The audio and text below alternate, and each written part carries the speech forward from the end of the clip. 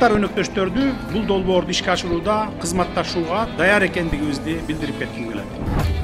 Кыргызстан тарапта эмне болот, Өзбекстан тарапта эмне болот, же Казакстан тарапта эмне болот дегенде муну президенттер өзлөрү ичара чечип алса болот. Учурда кошуна Казакстан менен Өзбекстан инвестиция салууга даяр экендиктерин билдиришти. Президентибиз Садыр Жапаров ушул Камбар-Ата 1 ГЭСинин курулушун баштоого старт берди. Мына ушунун негизинде буга чейин министрлер кабинетинин төрагасы Акылбек Жапаров бул ГЭСтин курулушун кошуна өлкө Өзбекстан жана Казакстан менен биргеликте курабыз деген маалыматты жайылткан. Мына ушунун негизинде биз эл өкүлдөрүнүн жана ушул шаар тургундарынын пикирин билип көрмөкчүбүз. Камбар-Ата 1 ГЭСин Кыргызстан өзүнүн курганга мүмкүнчүлүгү бар. Мына Тажикстанда ургунусы кечти. Тажиктер элге жарайлап, ар бирин киргиле $1000, $5 акциялар киргиле деп акча чогултуп баштаган.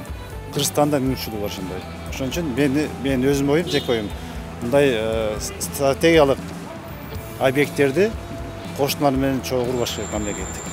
Менчик болсо, жеке ишканалар менен курса болот. Инвесторлор бар, акча салабыз дегендер. Ошондуктан бул стратегиялык объекттерди кийин бизде суу тартыш болот жылдан жылга. Суу тартыш болот. Ошондон кийин сөз проблема чыгышы мүмкүн. Ошон үчүн Кыргызстан кыйналсак да өзүбүз курсак жакшы.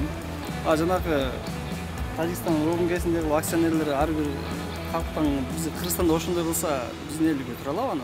Кире алабы ушуна акционер болуп? Жок дегенде бир $100 коюп да кире алабы? Кире түссө. Эгерде баарын ачык кылып, долбоорду ачык кылып, мына ушул жылдан кийин өзүнүн акчасы кайтат. Бул бизнес да. Бул чыгат. Анан мынча дивиденд аласыңар, мынча акционер болсоңар деп ачык кылса, элдер кошулат. Менин оюмча, эки мамлекет каршы болот салганга. Себеп эгерде биз Камбар-Атаны салып калсак, анда Өзбекстанга бизде ошону Камбар-Атабызды толтуруш керекпиз суу менен. Ошондо балким аларга суу жетишпей калат. Бир суроо менен кайралып Шашылып отур. Кайра келип калышым керек. Камбар-Ата 1 ГЭСин Өзбекстан, Казакстан менен биргеликте куруу маселесине кандай карайсыз? Туура эле болду бул жагы?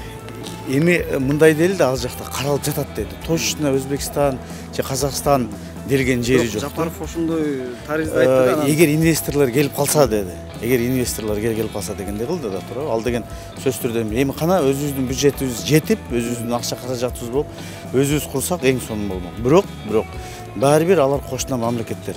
Ошол суудан алар деле колдонушат. Нарын суудан туурабы? Эми ал жагын стратегиялык канчалык туура болот дагы ойлонуп көрүш керек. Эми Кудай кааласа жарык менен такай отурабыз, жалдырабайбыз. Чет мамлекеттерге жалдырабайбыз, сатып албайбыз.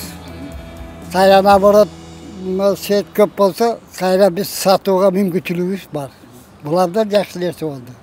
Өзбекстан менен жакшы болду, мамлекет менен. Ушул аягына чыгат деп ишенесизби? Ишенем. Абдан эле сүйүнүп атам. Бизге керек да.